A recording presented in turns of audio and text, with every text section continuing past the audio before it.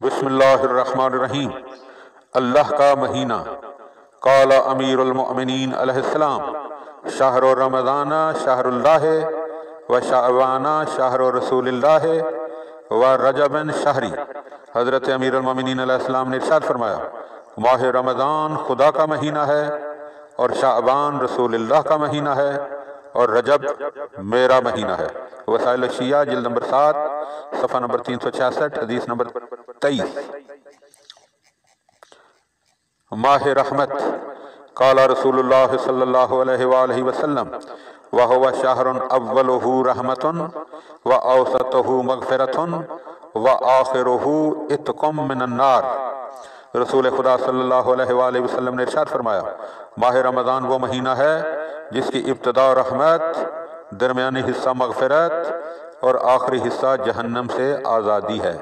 بحار الانوار جلد نمبر 93 صفحہ نمبر 342۔ ماہ رمضان کی فضیلت۔ قال رسول اللہ صلی اللہ علیہ وآلہ وسلم: ان ابواب السماء تفتح فی اول لیلۃ من شہر رمضان ولا تغلق الی آخر لیلۃ منہ۔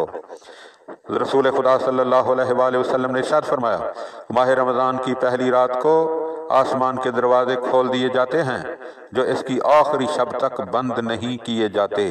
بحار الانوار جلد نمبر 93 صفحہ نمبر 344۔ ماہ رمضان کی اہمیت۔ قال رسول اللہ صلی اللہ علیہ وآلہ وسلم: لو یعلم العبد ما فی رمضان لود ان یکون رمضان السنۃ۔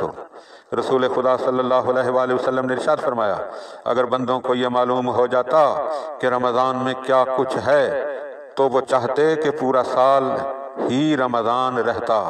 بحار الانوار جلد نمبر 93 صفحہ نمبر 346۔ قراءت قرآن۔ قال الرضا علیہ السلام: من قرأ فی شہر رمضان آیۃ من کتاب اللہ کان کمن ختم القرآن فی غیرہ من الشہور۔